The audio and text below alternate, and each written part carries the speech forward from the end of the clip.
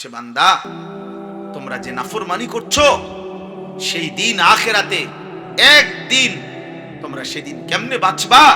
আল্লাহ বলছে, আখিরাতের একদিন দুঃখ কষ্ট আর পেরেশানিতে কুলের বাচ্চা বুড়ো হয়ে যাবে। একদিনে একদিন। হযরত ঈসা আলাইহিস সালাম নূহ আলাইহিস সালামের একজন বংশধরকে কবর থেকে তুলছিলেন আল্লাহর কুদরতে।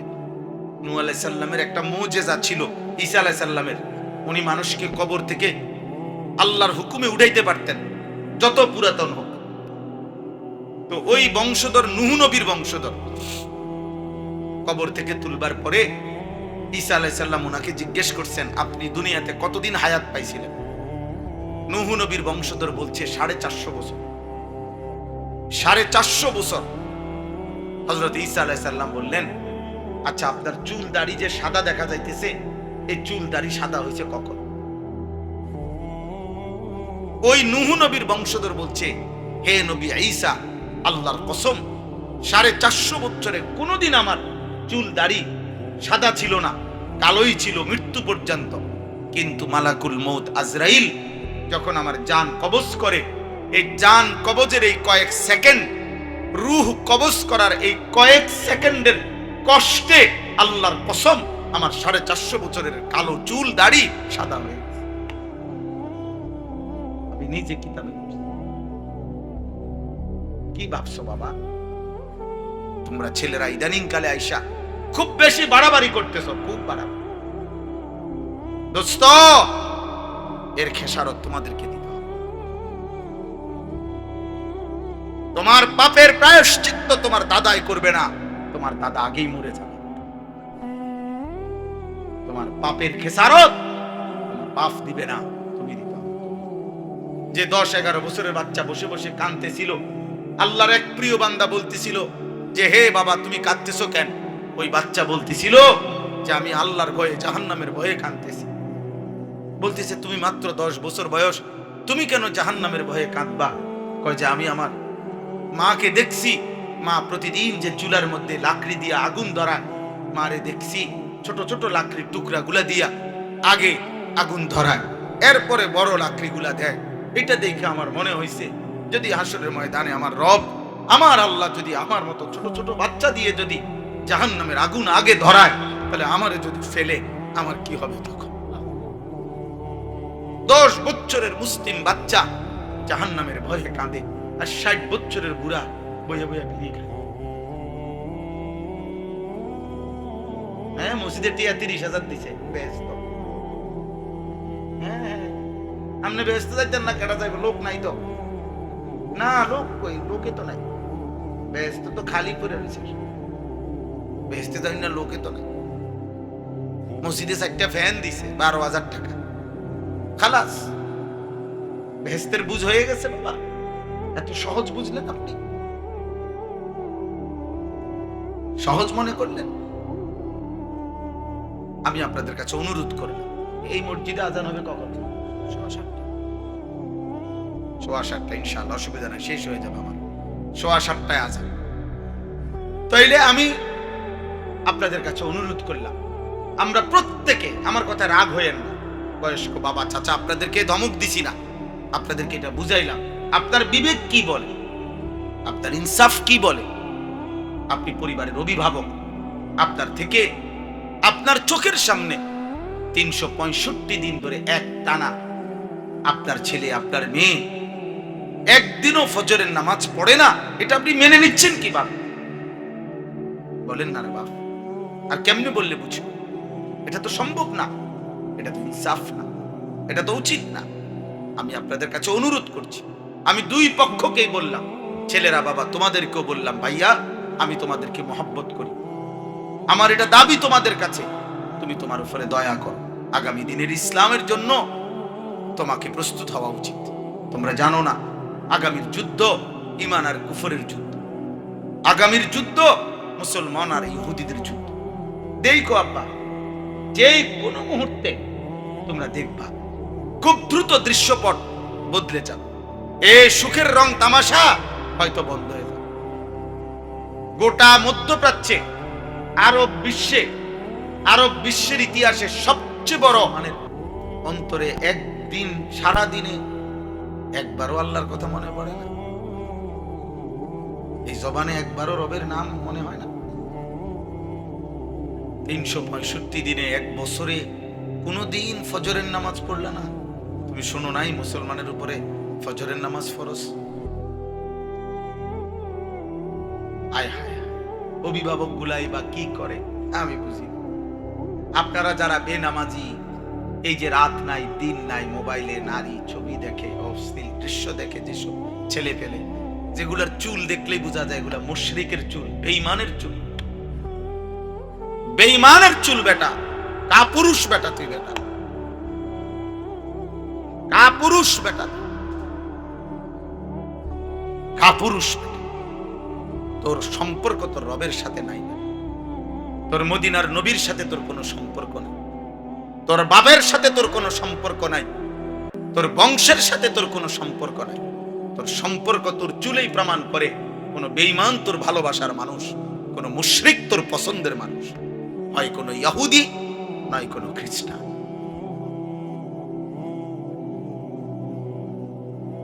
তাইলে ওই বাবা কার জন্য উপার্জন করে? ওই বাবা কার জন্য রোজগার করে? বেটা কার লেগে বিল্ডিং করেন মিয়া? এই হাইওয়ানের জন্য যে একদিনও ফজরের নামাজ পড়ে না। এত বড় হাইওয়ান, এত বড় চতুষ্পদ জন্তু মানুষ নামের এই পশুর জন্য বিল্ডিং করলেন। এই পশু আপনারে কি দেবে? ভাত খাওয়াবে? ওই ভাত না খাওয়াইলেও তো আল্লাহ আপনারে খাওয়াইতো। ওই বিদেশ যাইয়া কি করবো? টেহা দিব আপনারে? আপনি টেহা দিয়ে কিতা করবেন? চা দোয়ানে বইয়া বন খাইবেন আর গপ মারবেন আর কিতা, আর মানুষের দ্বারা শুনাইবেন ভূত বিদেশ। তো কি ভূত বিদেশ? কি বিদেশটা কি খুব আশ্চর্য কিছু না? বলে একমাত্র আমার ফুতেই বিদেশ গেছে, কথা বলেন না? এটা খুব খুব আশ্চর্য কিছু? তাইলে বলেন, এটা ইনসাফ করে বলেন। কেউ যদি মনে করে আমার ছেলে ইটালি থাকে এটা আমার জন্য অনেক বড় গৌরব, তাহলে যারা ইটালি জন্ম নিছে এই কাফের গুলা, কেউ যদি কারো ছেলে যদি আমেরিকা থাকে এটা যদি অনেক বড় গৌরবের বিষয় হয়, তো আমেরিকায় যারা জন্ম নিছে যুগ যুগ ধরে, যাদের বাপ দাদা পূর্বপুরুষ আমেরিকার, কিও হেরা তরে বড় সৌভাগ্য। তো হেরা তো কাফের।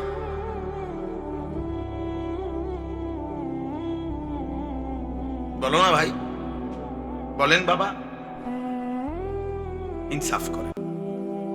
অতএব ইনসাফ করা দরকার প্রত্যেকে। আমি এটাই শুরু করছি কথা, ছেলেরা বাবারা সবাইকে বলি, একাকি 1 মিনিট হলেও চোখ বন্ধ করে নীরবে তুমি তোমার কথা মনে করো। কি করতেছ? কি করতেছ? আসলে কি এত বড় নিকৃষ্ট মুসলমান কেমনে হইলা যে একটা ওয়াক্ত নামাজ পড়লাম? আজকের মাগরিবের নামাজ পড়ো নাই অনেক ছেলে, অধিকাংশ ছেলে। তোমার মতো হাইওয়ান কাউরে ভালোবাসলে কি করবো? আমি তো ভোটে দাঁড়াইছি না, তোমার সমর্থন দিয়ে আমি কি? তুমি মনে করো আমার একের মাথা তালগি দিয়া রাধিকা পর্যন্ত দিয়া এটা তো কি আমার, আমি যদি কিতা করবো? 50 লাখ ছবি মোবাইলে দিলে, ফেসবুকে দিলে কি আমার কি? আমি এটাতে করবো কি? আমি তো চাইও না কোন সময়, আমি করবো কি? আমি তো কোনো প্রার্থী না, দুনিয়াবি কোনো পদ পদবি চাচ্ছি না, আমি এটাতে করবো কি? আখিরাত দরকার, ভাবা দরকার। ইস্তাফতি কলবাকা, প্রত্যেকে ইনশাআল্লাহ আজকে অনুরোধ করলাম, একটা তুমি মুসলমান বাবা, তুমি পাগল না, ছাগল না, তুমি মুশরিক না, মুরতাদ না। তোমার আল্লাহ আছে, তোমার নবী আছে, তোমার ধর্ম আছে, তোমার কোরআন কিতাব আছে, তোমার বাবা আছে, মা আছে। 2 বছর মা দুধ পান করাইছে, 16 বছর বয়সে নর্তকী দেখার জন্য না। আজকে 16 বছর তোমার বাবা বিদেশ করতেছে, মাথার ঘাম পায়ে ফেলে টাকা পাঠাইতেছে, তুমি বাজারে বাজারে রাস্তায় রাস্তায় অসৎ বন্ধুদের আড্ডায় নারী আর উলঙ্গ ছবি দেখার জন্য না। বাবার অনেক স্বপ্ন আছে। ছোটবেলায় 1000 বার প্রত্যেকটা বাচ্চাকে 2 বছর 4 বছর বয়সে লক্ষবার বাবা মা চুমা দিছে, আদর করছে, বুকে জড়ায় ধরছে, কোলে নিছে, কত মানুষের কাছে নিছে যে বাবা হুজুর দোয়া করে দেন, হাত মুছা দেন, আল্লাহ যেন মানুষ বানান। মা কত দোয়া করছে, বাবার এত দোয়া, বাবার এত স্বপ্ন, বাবার এত কষ্ট, মায়ের এত রক্ত, চোখের পানি, 9 মাসের গর্ভ, 2 বছরের দুধ পান করা, এই সব কিছুর বিনিময়ে প্রত্যাখ্যান করে তুমি কি দিলা? বিনিময় কি বিনিময় দিচ্ছ ভাইয়া? একজনই বুঝো, একজন হলেই চল। আমি একটা স্বপ্ন দেখি, আশা করি, আমার একটা হৃদয়ের আশা, আমাদের কিশোর যুবক ছেলেরা বদলাবে, আল্লাহ চিনবে, আখিরাত চিনবে, সেজদা দেবে। আমাদের সন্তান যদি, মুসলিম কিশোর যুবক যদি আল্লাহর জন্য, দ্বীনের জন্য, ইসলামের জন্য, কোরআনের জন্য না ভাবে, তা আমরা লোক নেমু কই থেকে? বলেন, ইসলামের জন্য লড়বে হিন্দুর ভূতে, মুশরিকের ভূতে, তাইলে আমরাই তো ফিরাইতে হবে। এই আশায় এতটা শক্ত বললাম। তুমি যদি আল্লাহর জন্য না ভাবো, দ্বীনের জন্য না ভাবো, নবীর 23 বছরের ইসলাম কষ্টের আমানত, তায়েফের রক্তের আমানত, উহুদের দান শহীদ করা আমানত, এটা কার কাছে তাহলে রাখো?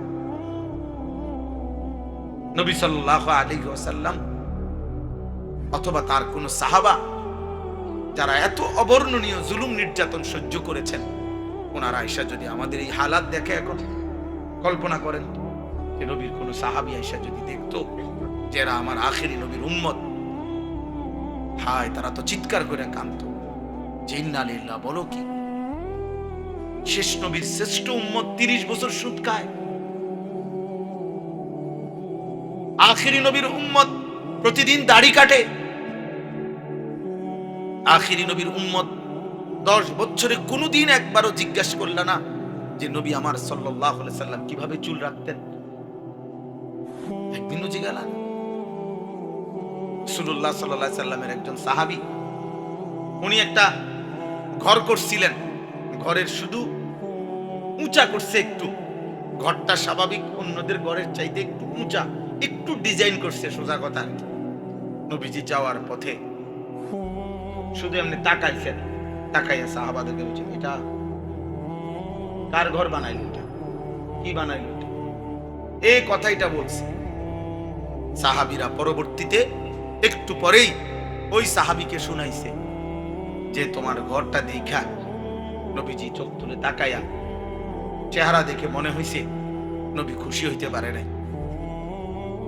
নবীজি সাল্লাল্লাহু আলাইহি সাল্লামের চেহারাটা একটু মলিন হইছে, তোমার ঘরের দিকে তাকাই এর দূরে শুনাইছে। আল্লাহর কসম, কিতাবে লিখছে ওই সাহাবী ওনার ঘর ভাঙ্গিয়া সমান কইরা নবীজির দরবারে আয়েশা বলছি, ইয়া রাসূলুল্লাহ, আমি আমার ঘর সমান করে ফেলছি। আমি শুনছি যে আপনার চেহারায় একটু মলিন মনে হয়েছে, আপনি পছন্দ করতে পারেন নাই, আমার ঘরটা একটু উঁচা করছে। এই ছিল সাহাবায়ে কেরামের ফিকহ। সেকেন্ড খেয়াল করতেন কোন এক শব্দে, আচরণে আল্লাহ নবী সাল্লাল্লাহু আলাইহি সাল্লামের যেন কষ্ট না হয়। এটাকেই ভালোবাসা বলে ভাইয়া। ভালোবাসা নিয়ে ধাক্কাধাক্কি করলে লাভ হইত না। এই সমস্ত কথা বললা এতে সুন্নি, এতে ওয়াহাবি, এতে নবীর আশেক, এতে নবীর দুশ্মন, আমনে বহস করবেন, মোনাজারা করবেন, ঠেলাঠেলি করবেন, ধাক্কাধাক্কি করবেন, কন্যাকন্যি করবেন, 1 লাখ টাকা চ্যালেঞ্জ, 5 লাখ টাকা চ্যালেঞ্জ, এই 6 লাখ টাকা মোট গরিব দুঃখীরে দেন, কামে দিন। এই চ্যালেঞ্জের টাকাটি অভাবীকে দেন, গরিব অসহায়কে দেন, কামে দিবে, ভালো হবে, ফায়দা হবে মানুষ। এজন্য যেই কোন মুসলমান যারা নবী সাল্লাল্লাহু আলাইহি সাল্লামের ভালোবাসা নিয়ে ধাক্কাধাক্কি করেন, এখানে একজন ভাই, একজন দাদা, একজন বাপ, চাচা, আপনারে বলি, আপনি এনে আসেন, এনে দাঁড়াই, আপনি আপনাদের ছেলেদেরকে দেখেন। এই ছেলেগুলো এরা সবাই, এরা কি নর্থ বেঙ্গল থেকে আসছে? বলেন, এরা কি পার্বত্য চট্টগ্রামের ছেলে? এরা কি আপনার চিটাগং থেকে আসছে এখানে? এরা রংপুর দিনাজপুরের ছেলে? সর্বোচ্চ 20 কিলোমিটারের 30 কিলোমিটার এরিয়ার ছেলে পেলে হবে, ঠিক না? তাহলে এই মাত্র 30 কিলোমিটার এরিয়ার মুসলমানের ছেলে পেলে, মনে করেন এখানে যদি 1000 ছেলে হয় বা 2000 ছেলে হয়, তো মুসলিম ছেলে এদেরকে এখানে দাঁড় করাইয়া একসাথ করে আপনি জিজ্ঞাসা করেন, বাপ নবী সাল্লাল্লাহু আলাইহি সাল্লামের একটা সুন্নাত তুমি বলো, তোমার চুল কার মতো, তোমার গেঞ্জিটা কার মতো, তুমি সারা দিনে পেশাব করছো যতবার, পানি নিছনি, টয়লেট পেপার ব্যবহার করছনি, আজকের সারা দিনে তুমি নামাজগুলো পড়ছনি, আর যদি পড়ে থাকো তুমি রুকু দাও তো, সেজদাটা দাও তো সুন্নাত মোতাবেক। সুন্নত তরিকায় ওযু কেমনে নবী করতেন তুমি দেখাও তো। নবীজি ফরজ গোসল কিভাবে করতে বলছেন, বীর্যপাত হলে যে গোসল ফরজ হয়, এই ফরজ গোসলটা কেমনে করতেন আপনি জিজ্ঞাসা করেন তো। বাথরুমে ঢুকতে একটা দোয়া জিজ্ঞেস করেন, বের হওয়ার দোয়াটা জিজ্ঞেস করেন। মসজিদে ঢুকবার দোয়াটা জিজ্ঞেস করেন, মসজিদ থেকে বের হওয়ার দোয়াটা জিজ্ঞেস করেন। খাবারের শুরুর দোয়াটা জিজ্ঞেস করেন, খাবার শেষের দোয়াটা জিজ্ঞেস করেন। ঘুমের শুরুর দোয়াটা জিজ্ঞেস করেন, ঘুমের শেষের দোয়াটা জিজ্ঞেস করেন। এত কিছু যদি সবকিছুর উত্তরে না হয়, সবকিছুর উত্তরে যদি না হয়, ও বা আমরা, আমাদের এই সমাজ নবীর আশেক হইলাম কিভাবে আমরা?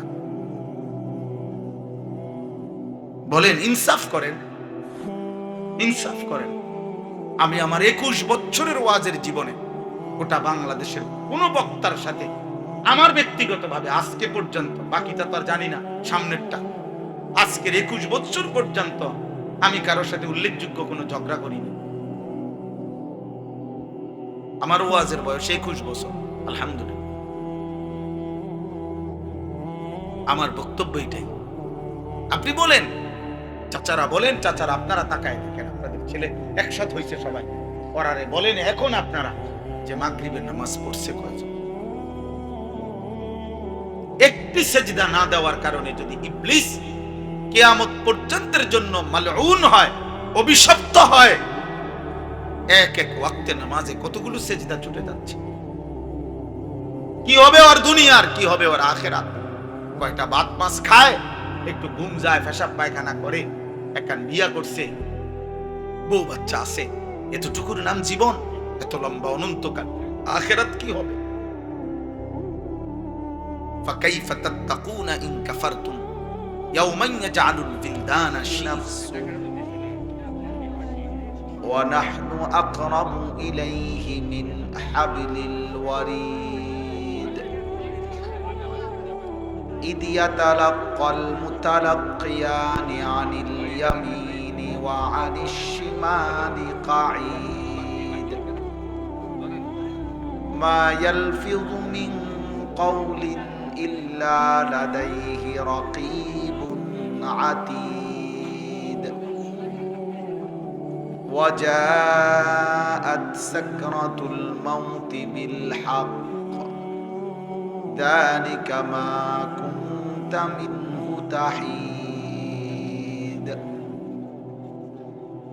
صدق الله مولانا العظيم وقال نبينا صلى الله عليه وسلم أكثروا ذكر هادم اللذات اللهم صل على محمد وعلى آل محمد كما صليت على إبراهيم وعلى آل إبراهيم إنك حميد مجيد اللهم بارك على محمد وعلى آل محمد كما باركت على إبراهيم وعلى آل إبراهيم إنك حميد مجيد سبحانك لا علم لنا إلا ما علمتنا إنك أنت العليم الحكيم الحمد لله আল্লাহ পাক রব্বুল ইজ্জত সুল জালাল ওয়াল ইকরামের ফজল করম, রব্বুল আলামিনের ইহসান, মেহেরবানি, দয়া, আল্লাহ তাআলা আমাদেরকে আজ 9 অক্টোবর 2025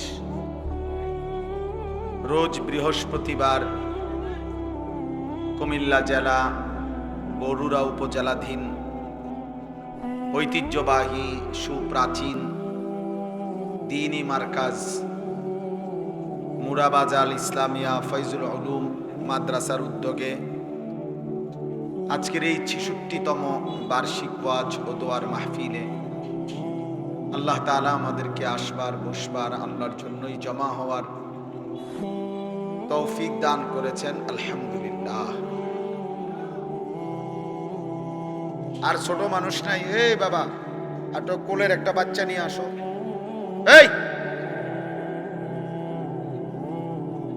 এই মাদ্রাসার ছাত্রের হাতে এটা দিল কে বলেন? কতটা ছোট বাচ্চা দেখেন, তার চাইতে যিনি দিলেন তার হাতে নিশ্চয়ই কেউ একজন তার হাতে এটা দিছে।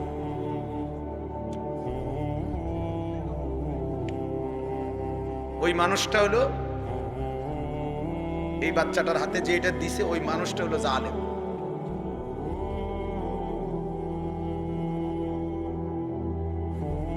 তোর হাতে দিল কেন? তার হাতে দিল কেন? এটা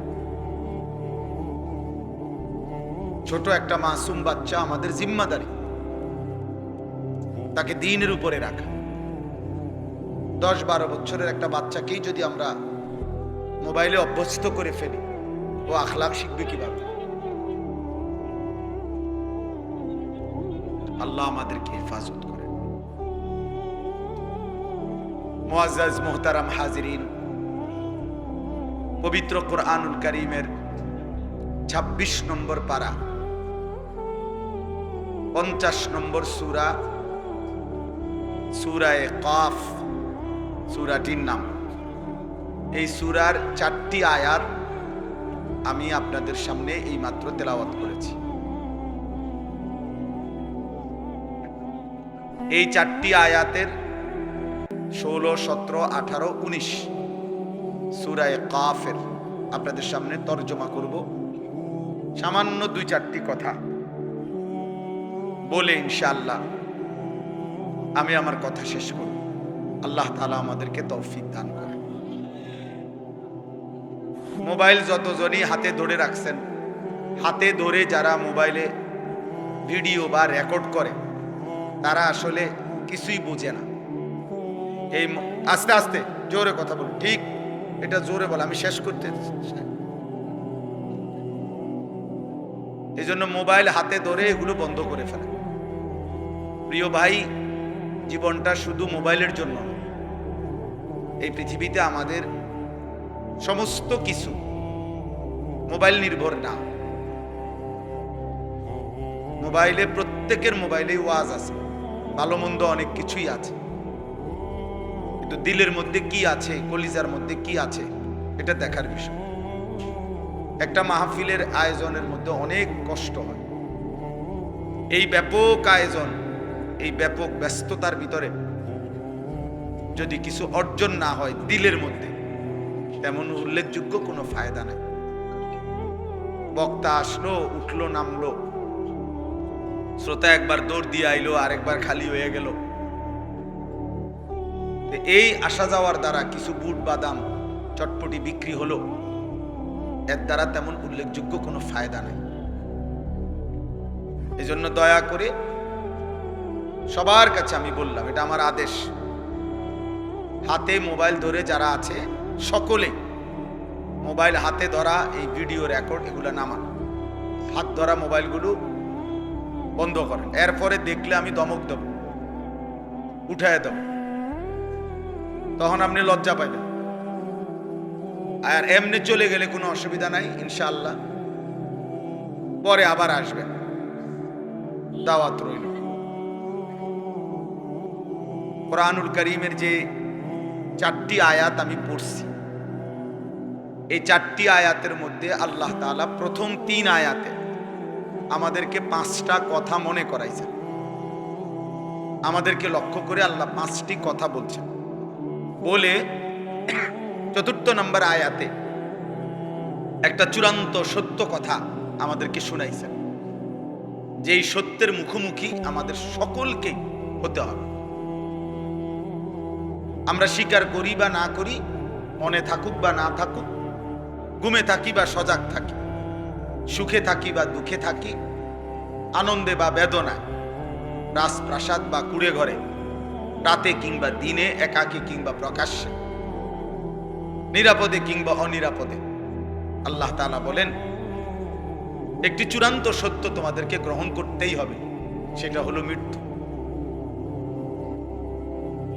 মৃত্যু, মৌত, মৃত্যুর যন্ত্রণা, সাকরাতুল মৌত, ওয়া জাআত সাকরাতুল মৌত বিল হক। আল্লাহ তাআলা বলেন সত্য সত্য একদিন মৃত্যুর যন্ত্রণা চলে আসবে। সুখে থাকো আর দুঃখে থাকো, আনন্দে থাকো আর দুঃখে থাকো। এই চিরন্তন এই সত্যটি গ্রহণ করতে হবে। এর আগে আল্লাহ তাআলা 3 আয়াতে 5টা কথা বলছেন। আগে আপনারা এই 5টা কথা আগে শুনেন, এরপরে 4র্থ নম্বর আয়াতের কথাটা তো আমি এখন বলেই ফেললাম, আবার সেটা বলব। আল্লাহ তাআলা আমাদেরকে 5টা কথা মনে করাইছেন। 1 নম্বর, ওয়ালাকাদ খালাকনাল ইনসান। আল্লাহ বলছেন সবাই মনে রাখবা, আমি আল্লাহই মানুষকে সৃষ্টি করেছি। মানে আল্লাহ যেন আমাকে বলতেছেন, আনিস এ কথা তুমি কখনোই ভুলো না, আমি কিন্তু তোমাকে বানিয়েছি। আমাদের প্রত্যেককে আল্লাহ তাআলা এই কথা বোঝাচ্ছেন যে মনে রেখো, আমি তোমাকে সৃষ্টি করেছি। তোমার অস্তিত্বের প্রতিটা বিন্দু আমার হাতের গড়া।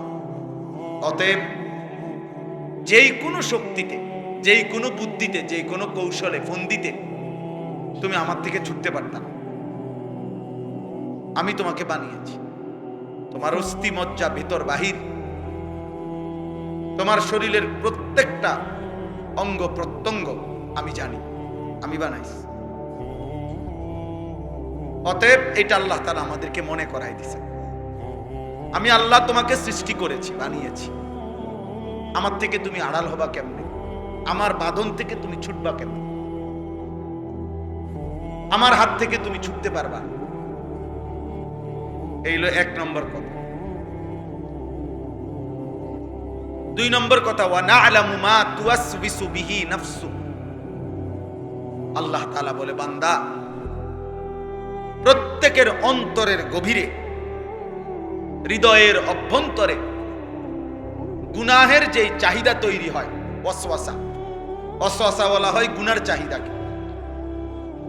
শয়তান যেটা ওয়াসওয়াসা দেয়, শয়তানের এই কাজটাকে এই জন্য বলে ওয়াসওয়াসা, মানে হলো গুনাহের কুমন্ত্রণ। এই জন্য ওয়াসওয়াসা মানেই হলো গুনার চাহিদা, যেটা শয়তান তৈরি করে। আল্লাহ তাআলা কুরআনুল কারীমে বলছেন, ওয়ামান ইয়াত্তাবি' খুতুওয়াতিশ শাইতান ফাইন্নাহু ইয়া'মুরু বিল ফাহশাই ওয়াল মুনকার। যে শয়তানের পথ অনুসরণ করবে, তো মনে রাখবে শয়তান 24 ঘন্টা তাকে অশ্লীলতা, বেহায়াপনা। অশ্লীলতা কাকে বলে? নারীকে কেন্দ্র করে যতগুলো, সহজ কথা, আয-যিনা ওয়া মা আশবাহু।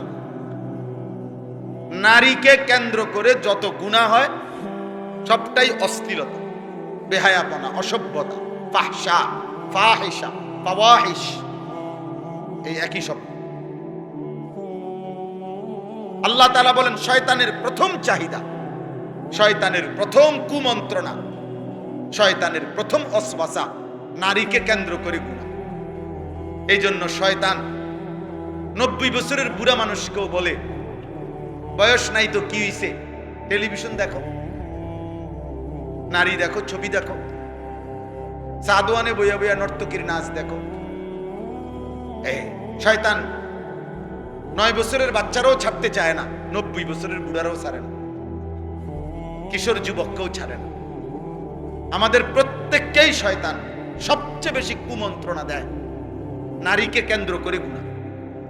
ছবি, নাচ, গান, জিনা, ব্যভিচার, অশ্লীল দৃশ্য দেখা, হারাম সম্পর্ক করা নারীর সাথে।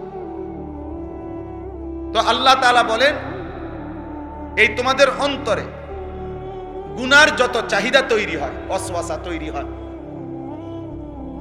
প্রত্যেক মানুষের, মনে রাখবেন আরবি ভাষার একটা গুরুত্বপূর্ণ প্রবাদ, আল আইনু মিরআতুল কলব, চোখ অন্তরের আয়না। এজন্য মানুষ চোখে যা দেখে প্রত্যেকটাই তার অন্তরে আইসা জমা হয় তৎক্ষণাৎ, অটোমেটিক। আর এরপরে অন্তরে সে এটার প্ল্যানিং করে, এটার দ্বারা সে পরিকল্পনা সাজায়, এটাকে সে সামনে বাড়াবে না থেমে যাবে। নেক কাজ হইলে নেক কাজের পরিকল্পনা, গুনাহ হইলে গুনার কাজের পরিকল্পনা। ওয়ান নাফসু ইয়াহওয়া ওয়া ইয়াতামান্না, আল্লাহর নবী বলছেন মানুষের অন্তর গুনাহের চাহিদা তৈরি করে, আশা পোষণ করে গুনাহের, জিনার, ব্যভিচারের। ওয়া ইউসাদ্দিকু যালিকাল ফারজ আও ইউকাদ্দিবু, অন্তরের পরিকল্পনার পরেই এবার লজ্জাস্থান দ্বারা সেই জেনাকে হয় বাস্তবায়ন করে অথবা বিরত থাকে। কিন্তু চোখ দিয়ে দেখলেই জিনা হয়, অন্তর দিয়ে ভাবলেই জিনা হয়, আর সেইটার সমন্বয়ে চূড়ান্ত রূপ লজ্জাস্থানের মাধ্যমে বাস্তবায়ন।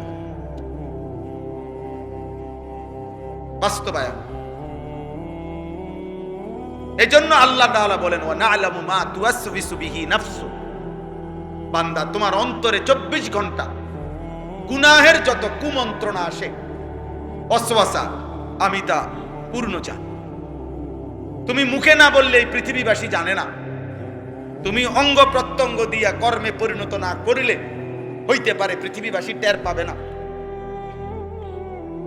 কিন্তু তোমার অন্তরের গভীরে যেগুলো লুকায়িত, যে সমস্ত খারাপ অসৎ কল্পনা, এগুলা পৃথিবীর কেউ কোনোদিন হয়তো টের পায় না, কেউ জানে না, কিন্তু আল্লাহ বলে বান্দা আমি সেটা 24 ঘন্টাই জানি। আমি জানি বান্দা, আমার থেকে লুকাবার সুযোগ নেই, আমার থেকে আড়াল করার সুযোগ নেই।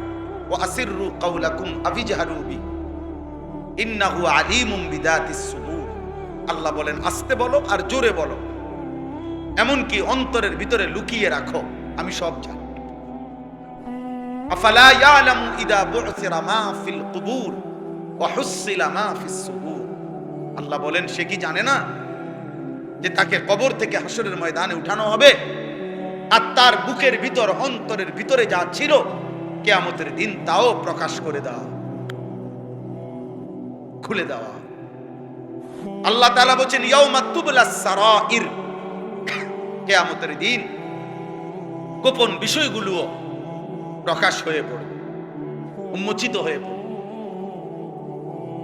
এজন্য দোস্ত আমার, বন্ধু আমার, ওই যে ওয়াজের শ্রোতার বসার স্টাইল দেখেন, গাছের মধ্যে মনে হয় যেন গোল হইয়া বইছে, গাছেরে দেবতা বানাইয়া বসছে।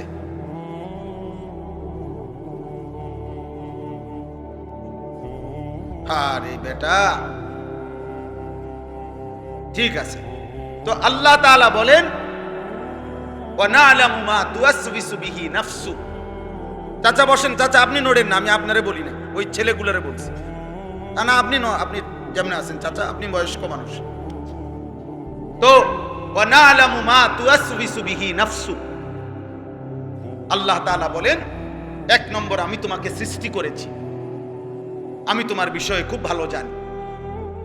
উৎপাদনকারী কোম্পানি ভালো বলতে পারে এই মালের উৎপাদন তারিখ কখন, মেয়াদ কতক্ষণ, কি কি পণ্য, কি কি জিনিস বানাইতে প্রোডাক্ট ব্যবহার হয়েছে, এটা উৎপাদনকারী কোম্পানি খুব ভালো জানে।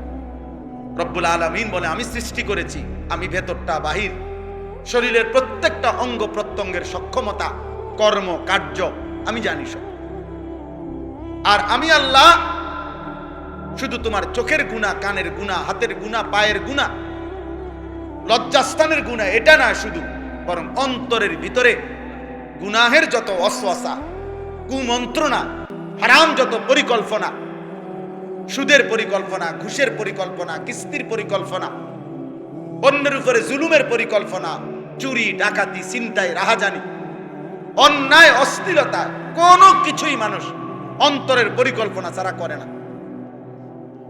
1 মিনিটের জন্য হলো অন্তরে আসে, এখান থেকে পরিকল্পনা সাজিয়ে এরপরে বাস্তবায়ন করে।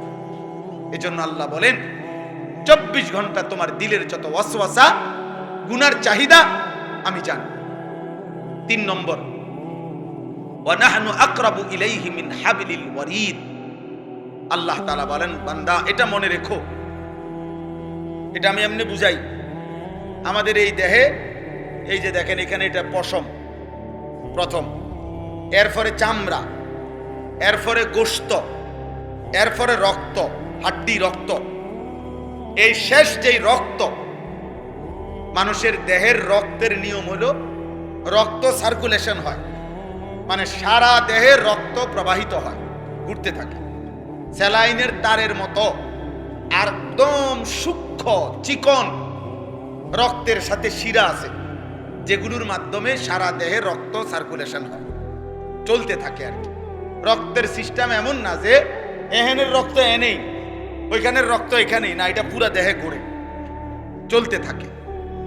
তো আল্লাহ তাআলা বলেন, এই তোমার রক্ত প্রবাহিত হয় সর্বশেষ ভিতরে যেই চিকন থেকে সূক্ষ্ম শিরা উপশিরার মাধ্যমে সারা দেহে এই সাহারক সহ যে রক্ত সঞ্চালন হয়, এই রক্তবাহী শিরা এবং উপশিরা তার চাইতেও বেশি আমি আল্লাহ তোমার কাছে। ওয়া নাহনু আকরাবু ইলাইহি মিন হাবলিল ওয়ারিদ, মানে তোমার অস্তিত্বের প্রথম বিন্দু, তোমার অস্তিত্বের প্রথম অংশের চাইতেও আমি কাছে, আমি কাছে। এই তিনটা হলো। এই বেটা, আপনার না বললাম শুনতাম মিয়া, আসে নিজে নিজে আসে। মোবাইলে বললাম না, নিষেধ করলাম মিয়া, কাম খেয়ালি করে। এ মানুষের ছবি উঠে কি হবে মিয়া? কেডা দেখবো আপনার ছবি? কে মানুষের আর কাম নাই, কাম আপনি শুনেন, আপনার জন্য, নিজের জন্য শুনেন। এই সবগুলো মানুষের ছবি উঠাইলে কি হবে? না না, কি হবে? এটা লাভটা কি? তা গুণা তো হবে আছে, মানে এমনি লাভ কি? এরা সবাই আপনারা 10 টাকা করে দিব, হ্যাঁ দিলে তো মাথার সাথে দিত। কথা বুঝেন নাই? এই মাদ্রাসা ঐতিহ্যবাহী মাদ্রাসা, এটা আমরা ছোটবেলার থেকে জানি। নুরাবাজার মাদ্রাসা সেরেনা কুমিল্লায় কমপক্ষে বাংলাদেশের মানুষ ছিল। এই মাদ্রাসার শত শত ছাত্র, তালিবে ইলম। আমি আসার সময়ও আমার সাথে আমার একটা ছেলে আছে, আমার সাথে থাকে। পরে আমি বুঝাইতে আছি যে এখানে ঢাকার বড় বড় মশহুর ওলামা, বাংলাদেশে যারা শীর্ষ ওলামায়ে কেরাম, এরকম অসংখ্য আলেমে দ্বীন যারা ঢাকার বুকে আলোকিত সারা পৃথিবীতে, ওরা অনেক আলেমে দ্বীন এখানে এই মাদ্রাসার ছাত্র। আমি জানি এটা, আমি তো এই মাদ্রাসা আসছি আরেকবার 5-7 বছর আগে, খুব সম্ভব কোরবানির ঈদের সময়, কোরবানির ঈদের আগে এখানে একটা মাহফিল হয় মনে হয়। কোরবানির এই আগে আর কি, কোরবানির গুরুত্ব, ফাজাইল মাসাইলের উপরে মসজিদে, এই মসজিদ না মনে না কি জানি আরো কেমন ছিল, ছোটখাটো মসজিদ ছিল, ওইখানে আমি বয়ান করছি, আমার মনে আছে। এই একবারই আমি আসছি, বাকি এমনি আমি দারুল রাশেদের হুজুর আলহাজ হযরত মাওলানা হাবিবুর রহমান সাহেব সহ আমাদের ফরিদাবাদের হুজুরগণ, আমাদের এই বুজুর্গ ওলামারা যে অধিকাংশই এই মাদ্রাসায় পড়ালেখা করছেন, এটা আমরা জানি আলহামদুলিল্লাহ।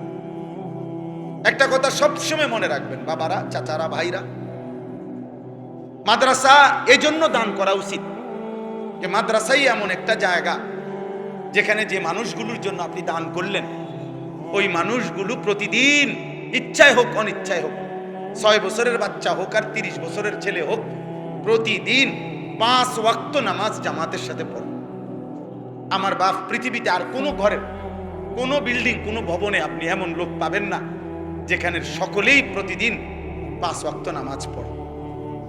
2-4 জন পাইবেন, 2-4-500 এরকম একসাথে পাওয়া কষ্টকর। মাদ্রাসা এজন্য দান করবেন যে এখানের প্রত্যেকটা বাচ্চা, ছেলে, সন্তান, উস্তাদ সুন্নাতকে ইহতেমাম করে। সবাই চেষ্টা করে মেসওয়াক করতে, সবাই চেষ্টা করে দস্তরখান বিছায় খানা খাইতে, সবাই চেষ্টা করে পেশাব পায়খানায় ঢিলা কুলুপ, ওযু ইস্তেঞ্জার পাক পবিত্র থাকতে। 24 ঘন্টা যারা নিজেকে পবিত্র রাখতে চায়, খোদার কসম কোরআনে আছে, আল্লাহ বলছে বাহ্যিক পবিত্রতা অর্জনকারী যারা এবং অন্তরের পবিত্রতা অর্জনকারী যারা, আমি তাদেরকে ভীষণ ভালোবাসি। ফীহি রিজালুন ইউহিব্বুনা আন ইয়াতাতাহহারু আল্লাহু ইউহিব্বুল মুত্তাহহিরিন ইন্নাল্লাহা ইউহিব্বুত তাওয়াবিন ওয়া ইউহিব্বুল মুতাতাহহিরিন। এজন্য মাদ্রাসার তালিবে ইলম সারাক্ষণই চেষ্টা করে পবিত্র থাকতে, আর পবিত্রতা থাকতে পছন্দকারী যে বান্দারা, মহান আল্লাহ তাদেরকে বলছে আমি তাদেরকে ভীষণ ভালোবাসি। অতএব আমার মালিকের ভালোবাসার মানুষগুলোকে দান করা আপনার জন্য অনেক বড় নেকি, অনেক বড় নেকি, অনেক বড় নেকি। এই জন্য দিল থেকে মাদ্রাসায় দান করুন প্রত্যেক দিন, প্রত্যেক দিন, প্রত্যেক দিন। আমার শায়েখ আল্লামা মুফতি মুশতাকুর নবী কাসিমি হুজুর অনেক সময় বলে যে প্রত্যেক মুসলমানের উচিত কমপক্ষে একটি মাদ্রাসার সাথে এভাবে সম্পর্ক রাখা, একজন আলেমের সাথে এভাবে সম্পর্ক রাখা। হুজুরের মুখে আমি অনেক শুনছি এটা। হুজুর বলেন যে উচিত কমপক্ষে একজন আলেমের সাথে আমার এমন সম্পর্ক, একটা মাদ্রাসার সাথে আমার এমন যেন সম্পর্ক হয় নিয়মিত, যে হাসরের ময়দানেও যেন ওই হুজুর আমারে দেখলে চিনতে পারে, আরে এদিকে আসেন। ওই তালেবে ইলম যেন আপনারে দেখে চিনতে পারে, আরে চাচা এদিকে আসেন। আপনারা তো আমরা সব সময় আমাদের মাদ্রাসায় দেখতাম, আসতেন, দান সদকা করতেন, আমাদেরকে হাত বুলাইতেন, কথা খোঁজ খবর নিতেন। এদ্দুর এই জন্য ওই শুধু হাই হেলো না, বরং মাদ্রাসার সাথে আলেমের সাথে আর্থিক গভীর সম্পর্ক, বারবার আসা যাওয়ার সম্পর্ক, যেন একজন আলেমে দ্বীন আপনারা দেখলেই চিনতে পারে। আমরা আলহামদুলিল্লাহ এমন শ্রোতা আছে যে শ্রোতা দেখতে দেখতে চিনি। এখন আমি হবিগঞ্জ সিলেট অঞ্চলে আমার একটা ছেলেরে আমি দীর্ঘ 4-5 বছর ধরে দেখতাম, প্রত্যেক মাহফিলে দেখছি হে সামনে বসে, আমি বইলেই তারে নজরে পড়তাম। পরে একদিন আমি তারে ডাকছি, ডাইকে আমি বললাম তুমি কি করো? কয় হুজুর আমি ঘাস, মানে প্রতিদিন ঘাস কাটি, আর ঘাস কাইটা বিক্রি করি, যা পাই তাক দিয়ে সংসার চালাই। তাই বললাম তুমি যে সব মাহফিলে আসো, আমি দেখলাম তোমারে। কয় হুজুরে যখনই আপনার কোনো পোস্টার দেখি, কয় আমি তখন এই ঘাস কাটার টাকা থেকে একটু একটু টাকা জমাই, কয়টা টাকা জমাইয়া গাড়ি ভাড়া মিলাইয়া রাখি, আপনার ওয়াজ শুনতে যাম। তাই বললাম যে মাশাআল্লাহ। তো আমি বললাম যে তো আর কিছু কইবানি? কয় হুজুর আমার জীবনের একটা স্বপ্ন আছে, বানিয়াচং হবিগঞ্জ তার বাড়ি। আমি বললাম কি স্বপ্ন কও? আমি 10 টাকা 50 টাকা করে জমাইতেছি, আল্লাহ যদি আমারে কোনোদিন তৌফিক দেয় আমি আমনের আমরা এলাকায় দাওয়াত দিয়ে নিমু, ওয়াজ করাম।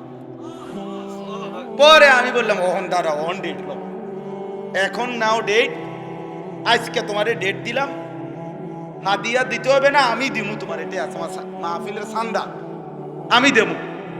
ওয়াজের টেহা লাগতো না, তুমি যাও, তুমি আয়োজন করো, যেখানে কও তুমি, তোমার ঘরে হোক উড়ানে হোক, আমি ওখানে ওয়াজ করব। আমি বলছি আমি যাবো, ডেট দিলাম, যাও। আশ্চর্য, বানিয়াচং আমি গত বছর এই ছেলেটা তার দাওয়াতে আমি গেছি মাহফিল, গিয়া দেখলাম বানিয়াচং বাংলাদেশের সবচেয়ে বড় গ্রাম। জানেন বাংলাদেশের সবচেয়ে বড় গ্রামের নাম হলো এই বানিয়াচং, হবিগঞ্জ। এক গ্রাম এক উপজেলা। হ্যাঁ, এটা গ্রাম একটাই, একটা উপজেলা, বুঝছেন নি হুজুর? গিয়ে দেখছি ওই গ্রামের, মানে ওই উপজেলার সবচেয়ে বড় কলেজ হাই স্কুল মাঠ, যেটা বিশাল মাঠ, এই মাঠে এই ছেলে মাহফিল মানে আয়োজন করছে। আমি গিয়া দেখি একেবারে যদি কম হয় মানুষ 15-20 হাজার, স্টেজে যদি একেবারে না হয় হুজুর 300-400 হুজুর হইব। হুজুর খেলাফত মজলিসের যিনি কেন্দ্রীয় আমির, এই যে দেওয়াল ঘড়ি মার্কার যে খেলাফত মজলিস, উনি বসা পাশে, ওনার বাড়িতে বানিয়েছে বড় বড় হুজুর সব। আমি বললাম কিরে কারবারটা কি জানেন, কার মাহফিল এটা? হুজুর কইছি তো আমার আইয়া এলাকা, তো আমার আর ধরতেও দিছে না, সব আলেম ওলামা পাবলিক মিল্লা এই মাহফিলটা এত বড় বানাই ফেলছে। তাইলে দোস্ত একজন শ্রোতাকেও মানুষ দেখতে দেখতে চিনে। কথা বুঝছেন কি না বল? এই জন্য মাদ্রাসার সাথে আপনাদের কাছে অনুরোধ, এই 66 বছরের ইতিহাসে এই মাদ্রাসা অনেক স্বর্ণ ফসল, অনেক সোনার সন্তান, আলোকিত আলেমে দ্বীন উপহার দিছে। অতএব এমন একটি সুন্দর প্রসিদ্ধ ঐতিহ্য ধন্য মাদ্রাসায় দিল দিয়া প্রতিদিন নিয়মিত সব সময় দান করবেন? বলেন ইনশাআল্লাহ। যেন আপনি এতবার আসবেন যাবেন মাদ্রাসায়, যেন মাদ্রাসার ছেলেরা আপনার চিনে, উস্তাদ যেন দেখলে আপনার চিনে, চাচা কেমন আছেন, ভাই কেমন আছেন, দেখবেন ইনশাআল্লাহ। এই কেমন আছেন এটা আশা করি হাসরের ময়দানও ওনারা আপনারে বলবেন। আল্লাহ আপনাদেরকে তৌফিক দান করেন। চলেন আমার কথা আমি শেষ করছি। আল্লাহ তাআলা বলেন, তিনটা কথা বলল। এক, আমি তোমাকে সৃষ্টি করেছি। দুই, আমি তোমার অন্তরের গভীরে যেটা আছে তাও জানি। তিন, তোমার অস্তিত্বের যে ফোঁটা রক্তবাহী শিরা উপশিরা এই শাহরক সহ আমি তার চাইতে বেশি কাছে আছি। চার, ইজিয়াতালাক্কাল মুতালাক্কিয়ানে আনিল ইয়ামিনে ওয়া আনিশ শিমালি কাঈদ। আল্লাহ তাআলা বলে, বান্দা 24 ঘন্টা তোমার ডানে এবং বামে আমার দুইজন ফেরেশতা আছে। তুমি ভেবো, তুমি মনে রাখো, যখন তুমি নারী দেখো, ছবি দেখো, উলঙ্গ দৃশ্য দেখো, অশ্লীল ছবি দেখো, নাটক দেখো, সিনেমা দেখো, নর্তকী দেখো, কোন নারী যখন বেপর্দা থাকে, বেহায়া থাকে, কোন বাপ আপনি যখন সুদের টাকা গণেন, কিস্তির টাকা গণেন, ওজনে যখন কম দেন, মিথ্যা যখন বলেন, চুরি ডাকাতি অন্যায় দুর্নীতি চিন্তায় রাহাজানি, যেই কোন রকমের নাফরমানি, আল্লাহ বলে, বান্দা আমার ডানে বামের ফেরেশতা কিন্তু দেখে, ও কিন্তু লেখে, ওরা লেখে, ওরা লেখে। এক সেকেন্ড তুমি তাদেরকে আড়াল করতে পারো। তাফসীরের মধ্যে আছে, টয়লেট বাথরুমের সময় এবং স্বামী স্ত্রীর মিলনের সময় যদিও এই ফেরেশতারা সরে থাকে, কিন্তু তাফসীরের মধ্যে স্পষ্ট লেখছে আল্লাহর কুদরতে দূরের থেকেও সরে অবস্থায়ও তারা ওই ব্যক্তির ওই সময়ের কর্মকাণ্ড জানতে পারে, লিখতে পারে, জানতে পারে, লিখতে পারে। অতএব এক সেকেন্ড তুমি আড়াল করতে পারবে। 5 নাম্বার, মা ইয়ালফিজু মিন কাউলিন। তুমি কি ভাবছো বাবা? কতজন নারী দরকার তোমাদের? এই বেহায়া ছেলে, দিনভর রাতভর যারা উলঙ্গ ছবি দেখো, অসভ্য লম্পট চরিত্রহীন, কত নারী দরকার তো? মুসলমানের বাচ্চা, কতটা মহিলা দরকার তো? এই পৃথিবীর সব নারী দরকার তো? এক মানুষের কয়টা মহিলা দরকার? একজন পবিত্র স্ত্রী নিয়ে একজন পুরুষ 70 বছর পার করে দেয় না? তুমি যদি একজন পবিত্র স্বামী স্ত্রী, তোমার মা বাপ তাদের বিবাহ হয়েছিল, তারা স্বামী স্ত্রী ছিল, তাদের পবিত্র ভালোবাসার বরকতে তুমি এই পৃথিবীতে আসছো। এখন তারাও তো পবিত্র ভালোবাসার হালাল বিবাহের মাধ্যমে তুমি পৃথিবীতে আসলা। আর তোমার এই যে নারী দেখা, উলঙ্গপনার বেহায়াপনায় জিনা আর ব্যভিচারের সুযোগ যদি মিলে, এই হারাম চরিত্রহীনতার সয়লাব যদি সমাজে হয়ে যায়, তাইলে এর পরবর্তী জেনারেশনে যদি সন্তান আসে, সেটা তো জিনার সন্তান হবে। তোমরা কি এই চাও? বলো, তোমরা ছেলেরা বলো যে তোমাদের মেয়েরা সব ঘর থেকে বের হয়ে যাক, তোমাদের বোনেরা বের হয়ে যাক, তোমাদের কন্যারা বের হয়ে যাক, তোমাদের সমস্ত মেয়ে বের হইয়া যে যেখানে পারে রাস্তায় পথে ঘাটে শুয়ে যাক, তোমরা যে যেখানে পারো জিনা করো, ব্যভিচার করো। এটা চাও তোমরা? তাহলে নারী দেখো কেন? তাহলে উলঙ্গ ছবি দেখো কেন? নর্তকী দেখো কেন? ওর কাছে কি চাচ্ছ? মোবাইলের নর্তকীর থেকে চাচ্ছটা কি? তুমি কি শিখতে চাচ্ছ তার কাছ থেকে? উলঙ্গ ছবির থেকে তুমি কামনা করো কি? জিনা? তুমি ব্যভিচার করতে চাও, তুমি সুযোগ তালাশ করছো। যদি সুযোগ পাইতা তো ব্যভিচার করতা, জিনা করতা। আসমানের নিচে জমিনের উপরে আল্লাহর সৃষ্টির মধ্যে খোদার কসম নবী বলছে, জিনা এবং ব্যভিচারের চাইতে, নারী এবং পুরুষের হারাম সম্পর্কের চাইতে এই সৃষ্টি জগতে এর চাইতে বড় কোনো অপরাধ নেই। ঈমান শ্রেষ্ঠ সম্পদ, ঈমানের বিপরীতে কুফরি শিরক শ্রেষ্ঠ অপরাধ, এরপরে এই জিনা ভয়ঙ্কর।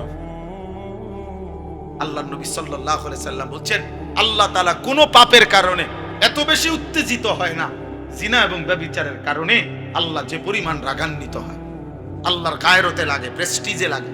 এই জন্য আল্লাহ পাক ইসলামী শরীয়তে তোমার সবচেয়ে ভয়ানক শাস্তি কোন পাপের, সেটা হলো জিনা। আল্লাহ বলছে পুরুষ যদি বিবাহিত হয় জিনা করে পাথর মারো, মহিলা যদি বিবাহিত হয় জিনা করে পাথর মারো, অবিবাহিত ছেলে মেয়ে যদি জিনা ব্যভিচার করে 100 চামড়ার চাবুক দিয়া এরকম প্রকাশ্য লোক সম্মুখে মাঝখানে দাঁড় করাইয়া তারে 100 চামড়ার চাবুক দিয়া বেত্রাঘাত করো।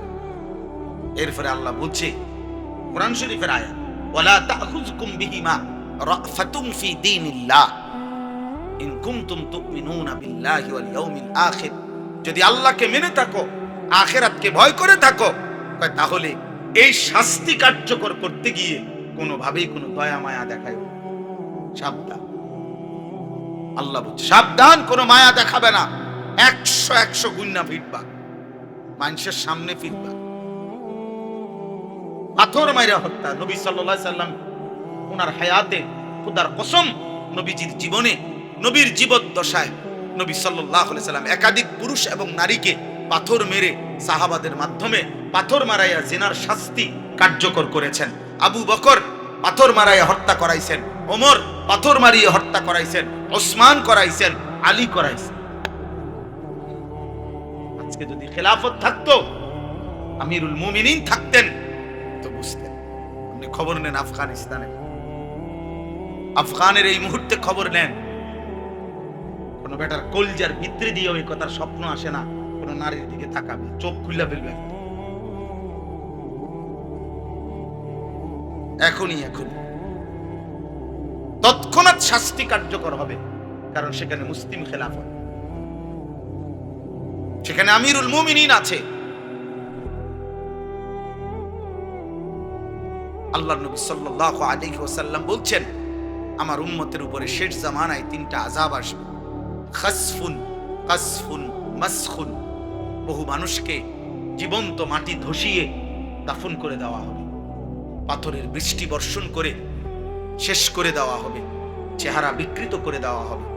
নবীজিকে সাহাবীরা বলছে মাতা কখন? ইয়া রাসূলুল্লাহ, আল্লাহর নবী বলছে ইজা যাহারাতিল কাইনাত ওয়াল মাআজিফ, যখন গায়িকা বেড়ে যাবে, বাদ্যযন্ত্র বেড়ে যাবে, নাচনেওয়ালি বেড়ে যাবে, গায়িকা নায়িকা, নৃত্য গানের আসর, বাদ্যযন্ত্র বেড়ে যাবে, ঘরকে ঘর, সমাজকে সমাজ, ওয়াস্তাহাল্লাতিল খামরা, এবং মানুষ হালাল পানির মতো মদ পান করতে থাকবে, নেশা করতে থাকবে। আল্লাহর নবী বলেন তখন হয়তো কাউকে মাটি ধসিয়ে দেওয়া হবে, কাউকে পাথরের বৃষ্টি বর্ষণ করে শেষ করে দেওয়া হবে, কারো চেহারা মানুষের আকৃতি বদলে কুকুর, বিড়াল, শূকর, জন্তু জানোয়ারের আকৃতি দেওয়া হবে।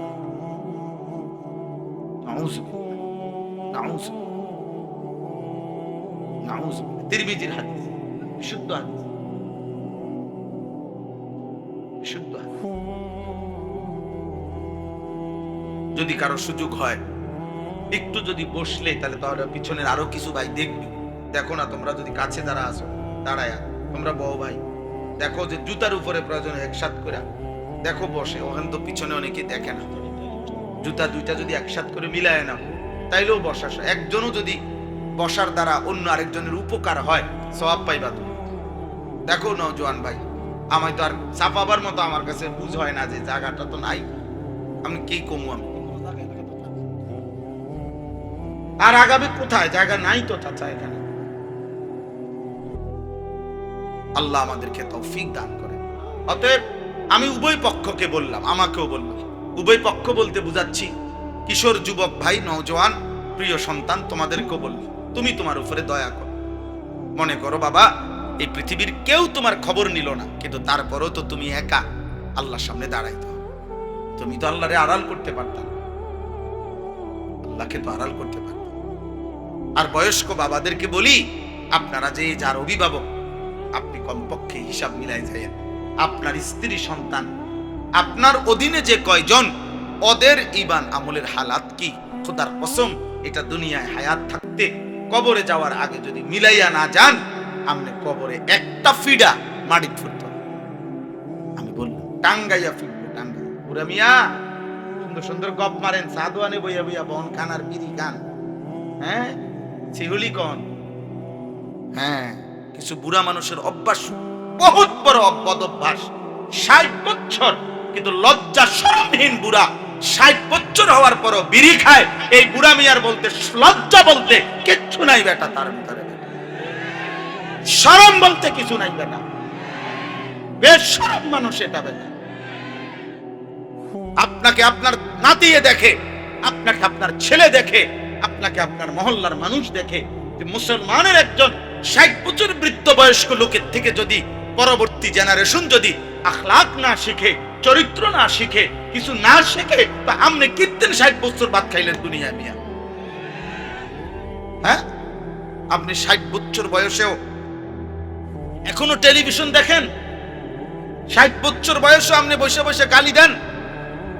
60 বছর বয়সে আপনি সুদ খান, কিস্তি নেন? কত বড় নিকৃষ্ট অভ্যাস মিয়া, কলিজা পাথর হয়ে গেছে আপনার। 60 বছরে গুনাহ জমতে জমতে কলিজাটা পাথর হয়ে গেছে, পাথর পাথর হয়ে গেছে। মুসলমানের বুড়ো মানুষ তো এই সময়টা কাঁদার কথা, যাহা আমার আর হায়াত, আল্লাহ আমার এতদিন হায়াত দিছে, না জানি আমার কবর কি হবে, না জানি আমার আখিরাত কি হবে। ওয়াকুলুবুহুম ওয়াজিলাতুন আন্নাহুম ইলা রাব্বিহিম রাজিউন। আল্লাহ বলে আমার প্রিয় বান্দা অন্তরে অন্তরে সর্বদা এই ভয় করতে থাকে যে হায়, আমাকে তো আল্লাহর কাছে ফিরতে হবে, হাসরের ময়দানে দাঁড়াইতে হবে, না জানি আমার আমল নামা কোন হাতে জানি পাই, আহা মিজানের পাল্লায় আমার নেকি জানি ভারী হবে কিনা, হায় আমি ফুলসেরাত পার হইতে পারবো কিনা, আহা আমি জান্নাতে যেতে পারবো কিনা, জাহান্নাম থেকে বাঁচতে পারবো কিনা। আপনারা হয়তো অনেক মুরব্বী শুনছেন, পূর্ববর্তী জামানার এক ঘটনা বুজুর্গরা বলে যে পূর্ববর্তী জামানায় এক বাচ্চা ছেলে, 10-11 বছরের বাচ্চা, ওলামায়ে কেরাম অনেক ওয়াজে এটা বলে, আজও স্বাধীনতার সন্ধান পায় নাই, নিরাপত্তার গ্যারান্টি পায় না। তাইলে একবার পিছলা খাইয়া পড়লে আরেকবার সোজা হইয়া দাঁড়াইতে সময় লাগবে বাবা। আমাদের এই ছোট্ট বাংলাদেশ নিয়েও প্রতিদিন প্রতি মুহূর্তে ষড়যন্ত্রের নীল নকশা চলতেছে, তোমরা বুঝতেছ না। তোমাদেরকে ঘুমের আইখা বেঈমান প্রস্তুতি নিতেছে। ওই দেখেন ওই ছেলের, ওই অসভ্যরে দেখেন, এই যে দেখছেন, এই যে অসভ্য বেয়াদব, কলিজার ভিতরে সামান্যতম কোনো অনুভূতি নেই।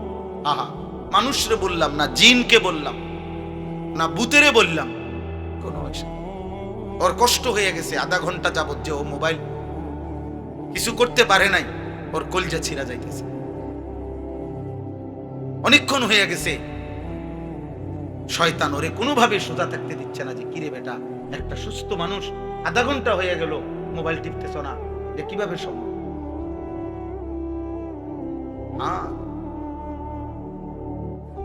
আমি তো এটাই বলছি ভাইয়া, তোম করে পাগল বানাই দিস, মাতাল বান। এটা প্রয়োজন হইতে পারে, কম্পিউটার মানুষের প্রয়োজন। কম্পিউটার দিয়ে আমাদের মাদ্রাসাগুলোতে তো বিভিন্ন কর্মের কাজ হয়, অফিসিয়াল কাজ হয়, মোবাইল একটা প্রয়োজন হইতে পারে আপনার। আমি বড় মোবাইল আমার গাড়িতেও আছে, অসংখ্য কাজ আমি করি এই বড় মোবাইল দিয়া।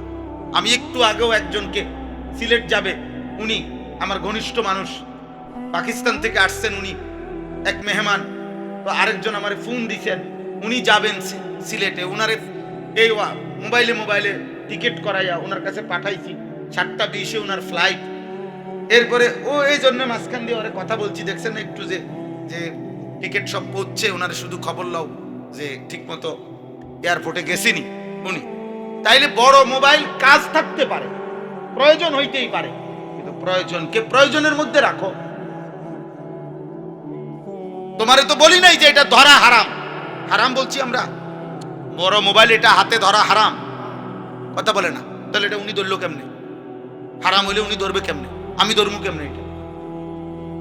এটা তো ধরা হারাম না, এটা তারা প্রয়োজনের কাজটা করা তো হারাম না। কিন্তু রাত নাই, দিন নাই, সকাল নাই, দুপুর নাই, আব্বা তোমরা এটা কি করছো? এটা তো তোমাকে করে পাগল বানায় দিছে, মাতাল বানায় দিছে। তোমার চুল, চেহারা, লিবাস, পোশাক, ঘুমাও মুসলমানের ঘরে, খাও মুসলমানের ঘরে, চলন বলন পুরা মুশরিক বেঈমানের মতো। এর চাইতে বড় কাপুরুষ আর কি হইতে পারে? এত লজ্জা কেমনে রাখো বেটা? এত অপমান কেমনে সইব আমরা? এই জন্য না এত কষ্ট করি, এত শক্ত করে বলি, এতটা চাপ দিয়া বলি। এই জন্য বলতেছি, তোমরা যদি এই পরিমাণ নওজোয়ান আল্লাহর দ্বীনের জন্য না ভাবো, তো আগামী দিনের ইসলামের জন্য ভাববে কে? কবর থেকে আইসা নতুন মুসলমান। হ্যাঁ, তোমাদের ইসলাম তোমাদের জন্য না, তোমার পরেও তো পৃথিবীতে সন্তান আসবে, তো ওদের জন্য একটা নিরাপদ পৃথিবী রাখা দরকার না? কথা বলে না? আমাদের পরে আবার জেনারেশন আসবে না, আরো নতুন বাচ্চা হচ্ছে না? তাহলে আল্লাহ আমাদেরকে হেফাজত করেন। আমি অনুরোধ করছি, আমি সূরা ফাতিহার এই যে 4টা আয়াত পড়ছিলাম, মূল বক্তব্য আমার লম্বা ব্যাখ্যা করা না, আমি শুধু একটা কথা শুধু বলতে চাইছিলাম যে আল্লাহ তাআলা সূরা ফাতিহার শুরুতে আমাদেরকে বলছে, বান্দা আলহামদুলিল্লাহি রাব্বিল আলামিন। তোমার মুখ থেকে আমি প্রতিদিন শুনতে চাই যে সমস্ত প্রশংসা আল্লাহর জন্য, যিনি গোটা জগৎ সমূহের প্রতিপালক রব। আল্লাহ বলে, তুমি এটা মনে রাখবা বান্দা, এই কায়নাতের চারিদিকে যেখানে যা সুন্দর, যেখানে যা আয়োজন, সব কিছু আমার দেওয়া। আমার ফুলের সুন্দর, ফলের সুন্দর, পাখির সৌন্দর্য, মানুষের চেহারার সৌন্দর্য, এবং এই সৃষ্টির যত কিছু, যেখানে যত কিছু তোমার ভাল লাগতেছে, পছন্দ হইতেছে, মন চাইতেছে, যেখানে যত আয়োজন হচ্ছে, প্রতিটা আয়োজন আমার দেওয়া, আমার। আল্লাহ বলেন, অতএব প্রশংসার উপযুক্ত আমি। আলহামদুলিল্লাহি রাব্বিল আলামিন, আমি প্রশংসার উপযুক্ত বান্দা। আমারে মনে করা উচিত, আজকে যদি খানা খাইয়া তোমার ভাল লাগে যে আলহামদুলিল্লাহ পেট ভরছে, তোমার উচিত আমারে মনে কর। ঘুমাইয়া যদি তুমি আরাম পাইছো, তো তোমার উচিত আমাকে মনে করা, আমাকে মনে করা। আল্লাহ তাআলা এই কথাটা বারবার বুঝাইতে চাই। এই জন্য সেই সকাল থেকে রাত্র পর্যন্ত 5 ওয়াক্ত নামাজে আল্লাহ বান্দার মুখ দিয়ে এটা বলায়, আলহামদুলিল্লাহ আলহামদুলিল্লাহ আলহামদুলিল্লাহ আলহামদুলিল্লাহ। বারবার বলায় যে বান্দা বারবার বলো, সব আমি দিয়েছি, সব আমি দিয়েছি। রব্বিল আলামিন, আমি গোটা কায়নাতের প্রতিপালক আমি। একটা বিন্দু বিসর্গ জমিনের মধ্যে আমার ইশারা ছাড়া নাই। আছে কোনো কিছু? তোমার আমার একটা নিঃশ্বাস আল্লাহর অনুমতি ছাড়া আছে কিছু? আল্লাহ বলেন এরপরে যে যদি শোনো, এই যে গোটা সৃষ্টি জগৎ তোমার জন্য আমি দিচ্ছি, এটা কিন্তু আমি কারো চাপে পড়ে না, কারো প্রেসারে না, বরং আর রহমানির রহিম, আমার ভীষণ দয়া মায়ার কারণে। আমি প্রচন্ড দয়ালু, আমি খুব বেশি দয়াবান, আমি অনেক বেশি রহমান। আমার সাগর রহমত, দয়ার মায়ার কারণে আমি তোমারে বড় ভালোবাসি বান্দা। এজন্য তুমি একটা মানুষকে আমি আল্লাহ 1 লোকমা ভাত খাওয়াবার জন্য আমার এই গোটা সৃষ্টিটা ব্যবহার করেছি। আমরা কেউ জানি না 1 লোকমা ভাতের পিছনে কি পরিমাণ আয়োজন আছে। এই 7 আসমান জমিনের সমস্ত আয়োজনের কোনোটা যদি না থাকে, আমার রিজিক আসবে না। আসবে? 1 লোকমা ভাত শুধু ক্ষেতের থেকে আসছে, তো সূর্য না উঠুক, চাঁদ না উঠুক, রাত না হোক, দিন না হোক, আকাশটা ভেঙে যাক, জমিনটা উল্টে যাক, হবে কিছু? কথা বলে না, হবে না। তাহলে আল্লাহ তাআলা বুঝাইছেন, আমি প্রচন্ড রহমত আর দয়া মায়া দিয়ে গোটা সৃষ্টিটাকে ব্যবহার করে আমি তোমাকে খাওয়াচ্ছি, পড়াচ্ছি, আমি রব লালন পালন করছি। তবে একটা জিনিস এবার মনে করাই দিছে, বান্দা এবার তুমি মনে রাখো, আমি যে তোমারে খুব আদর করে, মায়া করে, রহমত দিয়ে খাওয়াইতেছি, পড়াইতেছি, দুনিয়া চালাইতেছি, এতটুকু কিন্তু শেষ না। মালিক ইয়াউমিদ্দিন, আমি কিন্তু এই সব কিছুর একটা হিসাবের দিন নির্ধারণ করছি। এখন হিসাব ছাড়া খাইতে থাকো, পড়তে থাকো, ঘুমাইতে থাকো, ভাল লাগলো খাও, না অসুবিধা নাই। আমার যদি সেজদা দাও তাইলেও খাইতে দেব, না দিলেও ইমানদার, নাফরমান, কাফের, মুশরিক, মুরতাদ, নাস্তিক, বেঈমান, পশু, জীব, জন্তু, জানোয়ার, কীট, পতঙ্গ, যা হও তুমি, এখন তুমি খাও, ভোগ করো দুনিয়া। তবে মনে রেখো, আমি রব হিসাব রাখতেছি। আমি আমার প্রত্যেকটা হিসাব 100% পূর্ণ হাসরের দিন নেব। সেদিন আমি মালিক, সেদিন আমি বাদশাহ, সেদিন আমি প্রতাপান্বিত এক শাসক, যে আমার দেওয়া সকল নিয়ামত সবকিছুর পাই হিসাব। এই এক এক লোকমা খাবারের হিসাব দিতে হবে। 3 দিন ক্ষুধার্ত থাকার পরে হযরত ওমর একদিন 3 দিন ক্ষুধার্তর পরে 2টা খেজুর আর একটু পানি পান করছিলেন নবীজির সামনে। নবীজি বলছেন, ওয়াল্লাহি লা তুসআলু আন হাযান নাঈম। ওমর, আল্লাহর কসম, এই 2টা খেজুর আর এই এক ঢোক পানির হিসাবও কিয়ামতের দিন আল্লাহর সামনে দিতে হবে। ওমর কায়দা দিছিলেন, ইয়া রাসূলুল্লাহ, আমি আজকে 3 দিনের ক্ষুধার্ত, তবু হিসাব দিতে হবে? নবী বললেন, হ্যাঁ, হিসাব দিতে হবে। অতএব ভাইয়া, আল্লাহর প্রশংসা করো, আল্লাহকেই রব মনে করো, আখিরাতের ফিকির করো। তুমি ইচ্ছা করলেও মরে যাবা, তুমি ইচ্ছা না করলেও মরে যাবা, তুমি বুঝলেও মরে যাবা, না বুঝলেও মরে যাবা। খেয়াল করলেও আখিরাতে যেতে হবে, না করলেও যেতে হবে। জীবনের প্রত্যেক সেকেন্ডে আমাদের এটাই সত্য যে হাসলেও মরে যাবেন, কাঁদলেও মরে যাবেন, সুখে থাকলেও মৃত্যু হবে, দুঃখে থাকলেও মৃত্যু হবে। সেজদা দিতে দিতে আব্দুল কাদের জিলানী হলেও মৃত্যু হবে, আর নাফরমানি করতে করতে ফেরাউন নমরুদ হলেও কি হবে? মৃত্যু হবে। তো আমাকে আখিরাতে যেতে হবে, আল্লাহর কাছে ফিরতেই হবে, ফিরতেই হবে।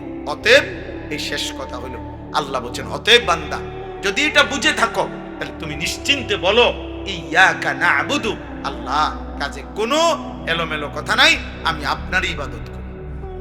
ওয়া ইয়াকা নাস্তাঈন, আল্লাহ, আমার 24 ঘন্টার যা প্রয়োজন আপনার কাছে সাহায্য প্রার্থনা করি, আপনার গোলামিও করব, আপনি আমার প্রয়োজন পূরণ করে দিয়েন। আল্লাহ বলেন, তুমি গোলামির হক আদায় করো, দেখো আমি রব সাহায্যের হক আদায় করব।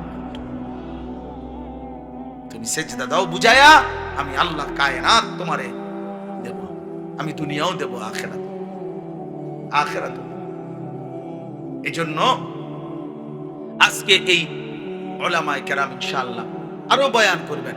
আমি কিশোর ভাই, নওজোয়ান সবাইকে বলি, আমার অনুরোধ, এই শেষ 2টা মিনিট আর শেষ কথা হলো, আজকে আমি অনুরোধ করছি, তোমরা কিশোর যুবক ছেলে আল্লাহর গোলামি করো, নামাজ পড়ো বাবা, সেজদা করো, দয়া করে মুশরিকের এই চুল রাখো না বাবা, এগুলা মুসলমানের চুল না। এই ডান দিকে বড়, বাম দিকে বড়, সামনে বড়, একটু পর পর চুল পিছনের দিকে ফিরাও, এটা মানসিক প্রতিবন্ধী ছাড়া আর কি। তুমি ভালো ডাক্তারে দেখাইও। আমি বললাম, ডাক্তার তোমাকে বলবে যে মানুষটা সুস্থ স্বাভাবিক অথচ বারবার চুল এরকম করে, এখানে যদি কেউ একটা ছেলে এইখানে তোমার সামনে এখানে দাঁড়াইয়া যদি এই হাতটাকে বারবার এমন করে, মনে করে এরকম করলো, এই শুধু এমনি করলো 5 মিনিট, তো তুমি যেই কোনো মানুষ বলবে এই পাগল এরকম করে কেন, বলবে কি না বলবে? তোমার এটা কি এতে কি তারি, এতে কি পাগল এরকম করে হাতে ধরে, বুঝেন নাই? তাহলে এটার যদি এরকম করলে মানুষে তারে পাগল বলে, তো তোমারে কি কি কয়? তোমারও তো মাতালি বলে। তো তুমি চুলিটার এমন করো কেন, এমন করো কেন? এটা কি তোমার এদ্দুর আকল নাই? তোমার বিবেকের মধ্যে এদ্দুর বিবেকও নাই যে আমার এটা কি কাম দিব? আল্লাহ আমাদেরকে হেফাজত করুন। এই আজানের জবাব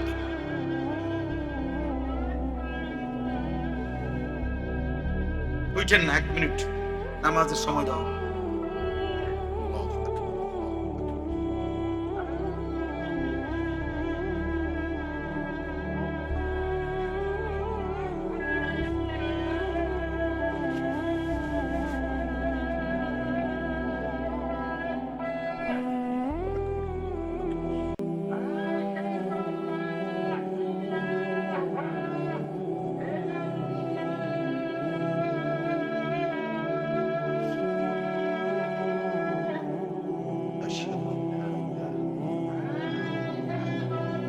মিনিট উঠেন না।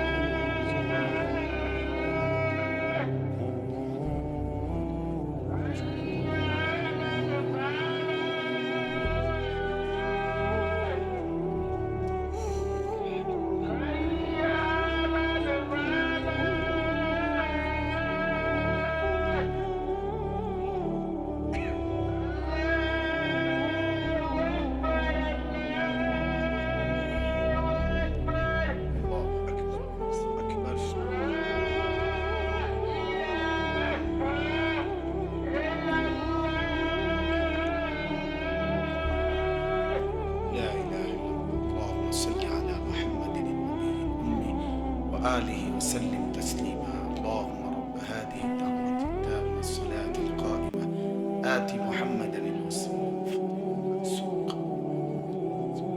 ইন্নাকা লা তুখলিফুল মিআদ। আযানের ক্ষেত্রে সুন্নাত হলো আশহাদু আন্না মুহাম্মাদার রাসূলুল্লাহ। এটা যখন মুয়াজ্জিন বলে তখন যারা শুনতেছে আযানের জবাব দেয় তারা হুবহু এটা বলতে হবে, আশহাদু আন্না মুহাম্মাদার রাসূলুল্লাহ এটা বলতে হবে আগে। আর সাল্লাল্লাহু আলাইহি ওয়াসাল্লাম বলা তো সব সময়ের আমল, অর্থাৎ এখানেও বলবে কিন্তু আগে এই বাক্য এটা বলতে হবে। বুঝেন নাই কথা? মানে নিয়ম হলো নবীজি বলছে মুয়াজ্জিন যেটা বলে তোমরা তা বলো।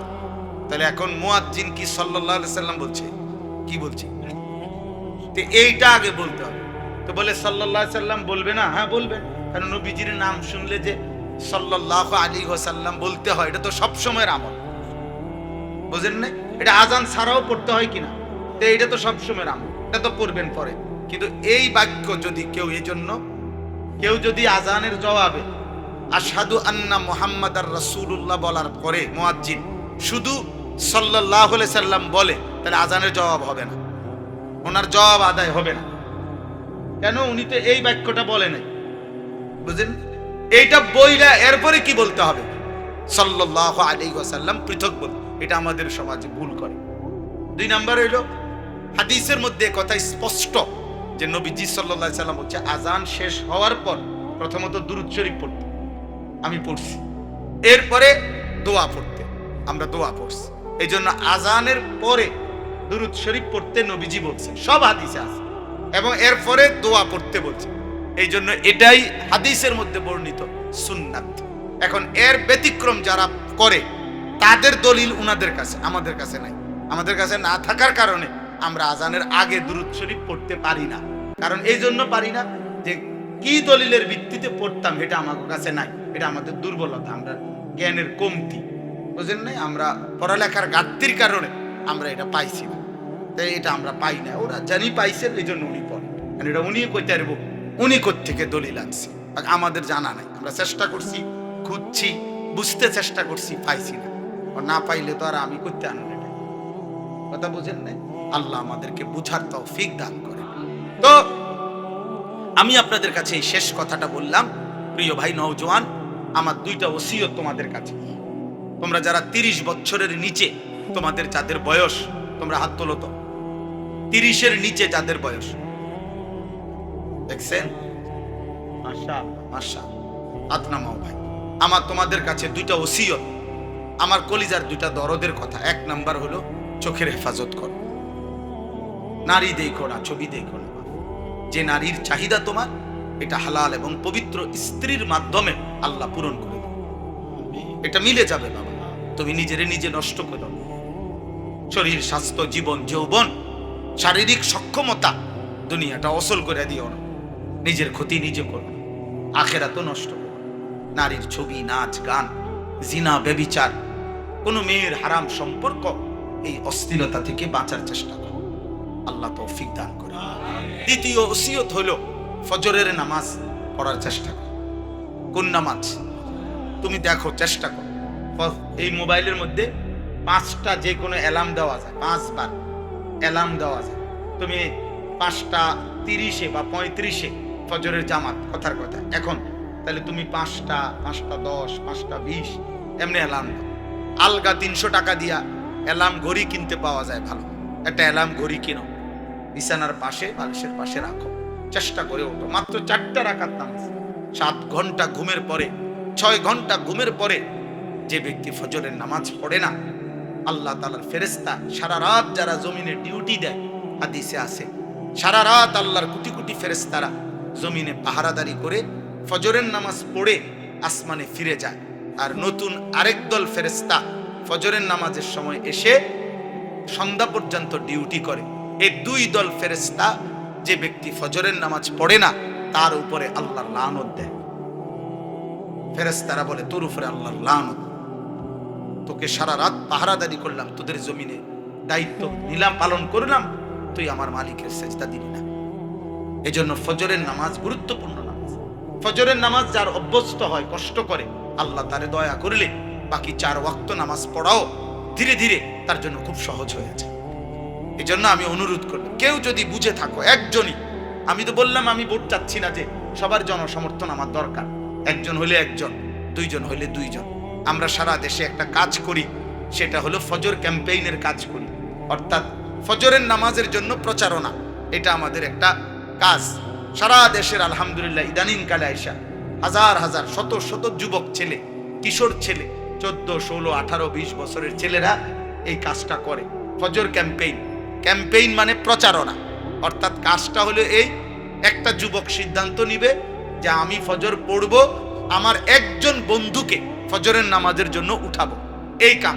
তোমরা হবা 2 জন, তোমরা বলবা আরো 2 জনকে, হবে 4 জন, 4 জন বলবা আরো 4 জনকে, হইবে 8 জন। এমনি এমনি বাড়তে থাকবে। আলহামদুলিল্লাহ বাংলাদেশে একটা উপজেলায় আমাদের এই ফজর ক্যাম্পেইনের ছেলে এখন 4,500 আছে, এক উপজেলায়, যারা ফজরের নামাজ জামাতে পড়ে। ইনশাআল্লাহ আগামী দিনে তারা মাহাদির সৈনিক হবে ইনশাআল্লাহ, আল্লাহর দ্বীনের জন্য লড়বে। সর্বশেষ সবার কাছে কথা হলো, আপনারা প্রত্যেকে নিজের জীবন সুন্নাতের উপরে গড়বার চেষ্টা করেন। সবাই বাপ, এটা জরুরি। শুধুমাত্র ভালোবাসা নিয়ে ধাক্কাধাক্কি করেন না, ভালোবাসা নিয়ে ঠেলাঠেলি করেন না, চা দোকানের তর্কাতর্কি করেন না, বরং একটা একটা সুন্নাত, আপনি যে যেই পীরের কাছে আছেন, যে যে তরিকাতে আছেন থাকেন, কোনো অসুবিধা নেই। শুধু এতটুকু আবদার যে আপনি নবীজির সুন্নত মানেন কিনা, আপনার জীবনে, চলনে, বলনে, আচরণে, উচ্চারণে, লেবাসে, পোশাকে, সকালে, সন্ধ্যায়, রাতে, দিনে নবীজির একটা একটা সুন্নত আপনি আমল করেন, খুঁজে খুঁজে, তালাশ করে, শিখে শিখে। আমি প্রতিদিন আমার সাদা গাড়িতে ইচ্ছা করে এই বই বিক্রি করি, তালিমুস সুন্নাহ, আমাদের প্রিয় নবী সাল্লাল্লাহু আলাইহি সাল্লামের সুন্নাতের উপরে বাংলা ভাষায় সবচেয়ে বেশি সুন্নাত, 600 পৃষ্ঠা ব্যাপী এই বইটা নবীজির জীবনের একটা একটা সুন্নাত, বিন্দু বিন্দু সুন্নাত, ছোট বড়, পুরা 23 বছরের জীবনের খোলাসা সুন্নাত সবই কিতাবে আছে। বাংলাদেশের একজন শ্রেষ্ঠ বুজুর্গ, ঢাকা গাজীপুরের কাপাসিয়ার হযরত অধ্যক্ষ মিজানুর রহমান চৌধুরী, ওনার লিখিত কিতাব এটা, খুব সুন্দর, অনেক সুন্দর। ঘরে ঘরে রাখলে 400 টাকা এটা আমরা বিক্রি করি। ওই আমাদের সাদা গাড়ি আছে, ওইখানে পাবেন, এই মসজিদের সামনে, ওইখান থেকে যার সুযোগ হয় নিবেন। উদ্দেশ্য একটাই, যে উম্মতের ঘরে ঘরে সুন্নতের চর্চা হোক। মা, চাচি, বোন, দাদি, নানি, পুরুষ, নারী, ছেলে, মেয়ে, বাবা, চাচা পড়লে সুন্নাতের বরকত পাবেন। আপনাদের কাছে অনুরোধ, আমরা সবাই মিলে আল্লাহকে মানি, রাসূলুল্লাহ সাল্লাল্লাহু আলাইহি সাল্লামের দ্বীন শিখি। আর ওই আর 1 মিনিট 30 সেকেন্ড আরেকটা কথা, আমার ওই গাড়ির সামনে আরেকটা কাগজ আছে, আপনাকে দিবে আমার ছেলেরা। এই কাগজটার মধ্যে একটা হ্যান্ডবিল। আমি একটা বড় মাদ্রাসা, আমার একটা স্বপ্ন আজকে অনেক বছরের, যে আমি সারা বাংলাদেশের কিশোর যুবক ছেলেদের জন্য, স্কুল, কলেজ, ইউনিভার্সিটি, যেই কোনো শ্রেণী পেশার ছেলে, মুসলমান, অন্য বয়সীয়, বিশেষ করে কিশোর যুবকদের জন্য একটা বড় মাদ্রাসা প্রতিষ্ঠান করতে চাচ্ছি। আমার একটা মাদ্রাসা আছে, ছোট ছোট ছেলেরা পড়ে, প্রায় 500 ছেলে আছে, ছাত্র পড়ে, কিন্তু সব শ্রেণীর মুসলমান শিখবে এমন একটা মাদ্রাসা আমি আপনার চালু করতে চাচ্ছি। ইদানিং চালু করছি 1 রুমের মধ্যে, কিন্তু এটা বড় করতে চাই। এই জন্য 118 শতক জায়গা, বড় একটা জায়গা কিনছি, প্রায় 2.5 কোটি টাকার উপরে জায়গাটার দাম শুধু। উদ্দেশ্য হইল, আমার একটা স্লোগান আছে, যে আসবে যখন দিন শিখবে তখন, যার সময় যতক্ষণ দিন শিখবে ততক্ষণ। অর্থাৎ যে যখন ওই মাদ্রাসায় যাবে, আমার আলাদা শিক্ষক কর্মচারী স্টাফ থাকবে, রাতে হোক দিনে হোক, 2 ঘন্টা হোক 20 ঘন্টা হোক, আল্লাহর দিন শিখবে, ওযু শিখবে, নামাজ শিখবে, সূরা কেরাত শিখবে। এরকম একটা স্বপ্নের মাদ্রাসা আমি করতে চাই। এই জন্য এই কাগজটা হলো একটা আবেদন, অর্থাৎ আমার ওই মাদ্রাসার ওই জায়গাটাতে এক নামাজের মুসল্লা পরিমাণ, মসজিদে আমরা যে নামাজ পড়ি, নামাজের মুসল্লা পরিমাণ জায়গার দাম হলো 4200 টাকা। এই কাগজটার মধ্যে এই আবেদনটা আছে।